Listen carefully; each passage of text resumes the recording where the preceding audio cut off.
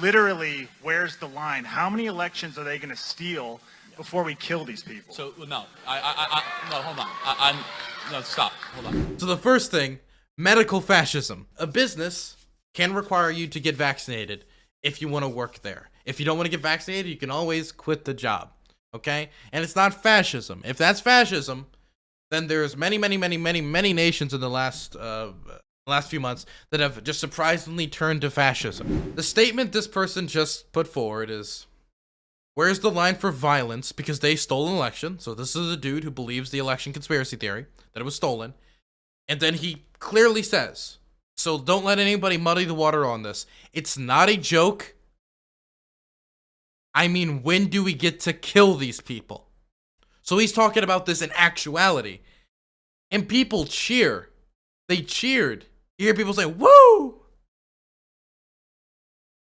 So not only do they buy into the election conspiracy theory, but they're eager. They're eager to get their hands on a gun. Recently, Charlie Kirk had a rally of amazing proportions, apparently. And it was one of his TPUSA events. And, you know, he had a Q&A section at the end, right? And the person came up to the mic, went tappity tap tap. What happened? Well, he wanted to ask Charlie a question. And he was asking when people would be able to use guns to kill these people, in reference to Democrats and left-wingers. Let me read the exact quote before we watch the video. Audience member to Charlie Kirk. When do we get to use guns? That's not a joke. I'm not saying it like that. I mean literally. Where's the line?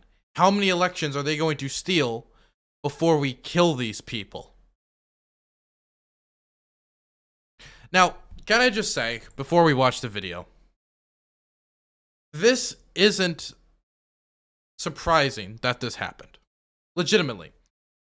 The majority of Republicans believe that the election was stolen and that Trump is the rightful president of the United States.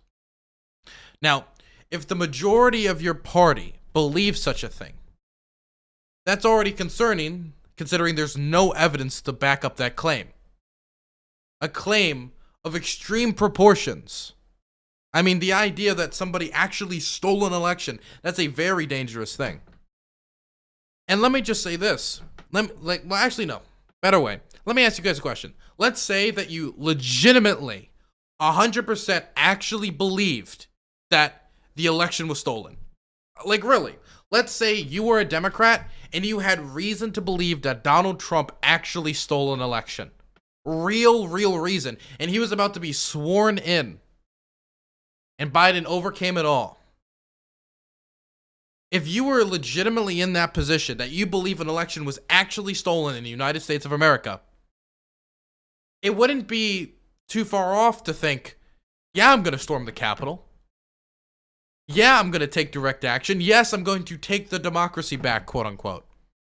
If you legitimately believe that a dictatorship is coming and that an election was stolen in order to bring back democracy, I think most freedom-loving people would be okay with the Capitol being stormed.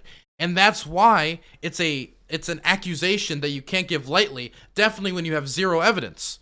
Because if you genuinely believe that, then it's not that surprising that people who actually believe that their democracy is basically fake at this point and elections are being stolen are going to start calling for violence. And let's watch the clip. Oh, can I not full screen this or? Oh, here.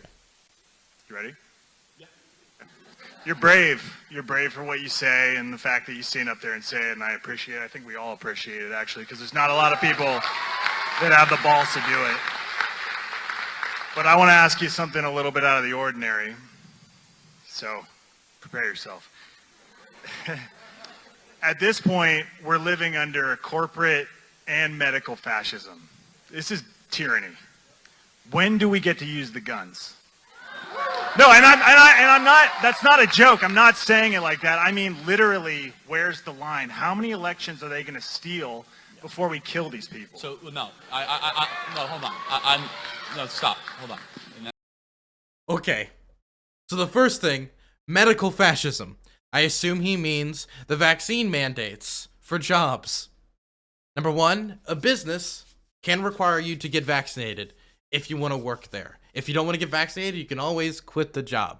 Okay? And it's not fascism. If that's fascism, then there's many nations in the last few months that have just surprisingly turned to fascism out of nowhere, where you also apparently have freedom of speech protections and here the Second Amendment and all these things that would be protections against, but whatever. Okay, somehow a vaccine mandate, which we already have to go in many public schools and to work in the military and to work in the police and many other things. Apparently this vaccine, though, is the mega super fascist vaccine, and it brought fascism. Okay? Ignoring that, the statement this person just put forward is, where's the line for violence because they stole an election? So this is a dude who believes the election conspiracy theory, that it was stolen. And then he clearly says, so don't let anybody muddy the water on this, it's not a joke. I mean, when do we get to kill these people? So he's talking about this in actuality. And people cheer. They cheered. You hear people say, woo! So not only do they buy into the election conspiracy theory, but they're eager. They're eager to get their hands on a gun. Now, to be fair, not all of them cheered. But the fact that any of them cheered is depressing as fuck. And you can see Charlie try to shut it down here. You can listen to it again. No, and I'm not. That's not a joke. I'm not saying it like that. I mean, literally, where's the line? How many elections are they going to steal before we kill these people? So no, no, hold on. No, stop. Hold on. Yeah. Now I'm going to denounce that. I'm going to tell you why. Because you're playing into all their plans, and they're trying to make you do this. That's okay. Just hear me out. You're playing into their plans? Yes. You want to know my long game, guys? My long game is to get killed in a terrorist attack. That's my long game. You started with a compliment, so at least give me a little bit. They are trying to provoke you and everyone here. They are trying to make you do something that will be violent, that will justify a takeover of your freedoms and liberties, the likes of which we have never seen. We are close. Can I just say, right here, this is just a repackaged version of Alex Jones' conspiracy theories about Sandy Hook and other things like that, right? The difference, of course, that he doesn't believe it was a false flag. His thing is, instead of it being a false flag attack, it's the left wants us to get violent so they could take our rights away. Which, if you listen to Alex Jones talk about Sandy Hook, the only difference being the false flag, but the same justification was that they want these violent events to occur so that they can take our rights away. That for some reason, somehow, the Democrats want what happened on January 6th. They want these attacks. Even though, who supplied those people with the conspiracy theories that made them get violent? Who supplied this man with the belief that the election was stolen that is making him want to get violent? Joe Biden didn't perpetuate the election conspiracy theory. It wasn't Nancy Pelosi, Chuck Schumer, MSNBC, CNN. It was OAN, Steve Bannon, Donald Trump, and his cronies, and his lawyer who literally wrote instructions for a coup. That isn't a joke. I did a whole video on it if you want to look into it. So, I mean, it's kind of weird to say we're the ones who want you to do it while you're the one supplying the ammunition. Close to have, hold on, we are close to have momentum to be able to get this country back on a trajectory using the peaceful means that we have at us. So to answer your question, and I just think it's, overly blunt, we have to be the ones that do not play into the violent aims and ambitions of the other side. They fear, let me say this very clearly, they fear us holding the line with self-control and discipline, taking over school board meetings. They're the ones that are willing to use federal force against us. And I know that people get fired up. We are living under fascism. We are living under this tyranny. But if you think for a second that they're not wanting you to all of a sudden get that next level. Also, didn't Trump literally try to deploy forces that protest across the country? Whatever. Didn't he talk about the Insurrection Act? That is quite literally the use of federal forces on the people. Where they're going to say, okay, we need Patriot Act 2.0. If you think that, Waco is bad, wait till you see what they want to do. By the way, who pushed the Patriot Act into law? Which administration was that? Wasn't a Democrat. There were Democrats who supported it, but it wasn't a Democrat administration. Next, what I'm saying is that we have a very fragile balance right now at our current time where we must exhaust every single peaceful mean possible. I will say this. Yes, Trump did. Oh, here it is. 2020 deployment of federal forces in the United States. Trump administration began deploying federal law enforcement forces to select cities in the United States in response to rioting and monument removals amid the George Floyd protests under Operation Legend. Where were we? Here we were. Idaho has not even started to exercise the peaceful means of state sovereignty against the federal government. Not even close. I'll give you 5 things Idaho could do right now. The governor of Idaho could sign an executive order that says there are no vaccine mandates for private, for public, for anyone. It's not going to happen. He could do that right now. Number 2. How is it freedom for...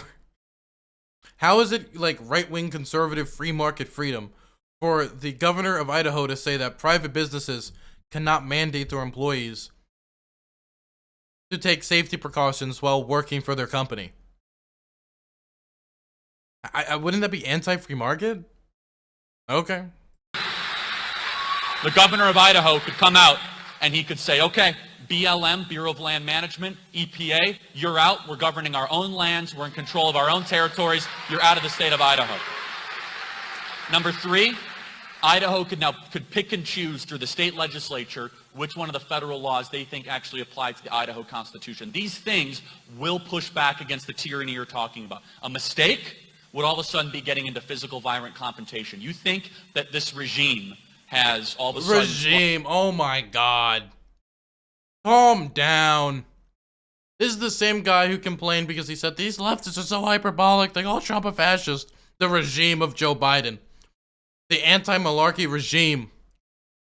He's gonna force feed ice cream to the American people. Sprung into action. Wait until they get what they want. They want that. Why would we give that to them? Why would we want to be shot? Follow-up point? I just want to know, where's the line? The line is when we exhaust every single one of our state ability to push back against what's happening. We haven't even started. Wait. We have not even started. Wait. Back it up. Back it up. Did you just hear what he just said? When we exhaust every means to push back against this. So what if you just lose? Legitimately. I know there's like some political movements, like the idea of just losing on these issues is so out of the world. But like, that has happened. Like segregation. The pro-segregation people, like, there's the echoes of segregation that still exist, but like, if you were pro-segregation and anti the Civil Rights Act, you lost. If you were like anti-Biden, like, you lost. So there's certain things you can just lose on. And so let's say you lose the narrative and lose everything on vaccine mandates. Are you saying that you have to pick up guns? What if the majority of Americans just want that? Okay. Started the process of having Idaho or states like Idaho get back to self-government. And the thing is, he doesn't say push back against these things they're doing. He's not super specific, right? Like, once we've exhausted every viable means, like, so let's say that, like, the left wins, as I hope they will, the debate on trans people in this country. Even though it shouldn't be a debate, but it is, sadly. And you know, gender-affirming care is provided across the country, and we have all these things. You just lose. We win. But since you're so vague, what does that say? Well, since we exhausted every viable means, and the left seems to still be winning, like, you gotta be a lot more specific when you're talking about something this extreme. Like, if he was saying, like, if the left starts to install military generals, then that's when we do. Or when the left does it, that's when we do it, right? As our founders envisioned. They gave us state sovereignty. You outnumber the liberals like 8-1 here in this state. Why don't we start to use that muscle peacefully through local government, through city council? We haven't even started doing that, my friend. I know you think like, oh, we have, man, not what I've seen from the state capitol here in Idaho. I've seen pandering. I've seen, trying to go to the middle and all this. And so what is the line? Look, man, I think we're at the teetering edge of a regime that knows that good and decent Americans are going to get to the place in the movie network, I'm mad as hell and I'm not going to take it anymore, right? Well, guess what? Know that there's a deeper game at play. Understand the psychological warfare that's being played here. They're trying to animate you. They're trying to get you to do something that then justifies what they actually want to do. So what's the solution? We need to start to demand Idaho to be Idaho, and the federal government can stay out of the state of Idaho for just about everything. So thank you for being here tonight. Thank you.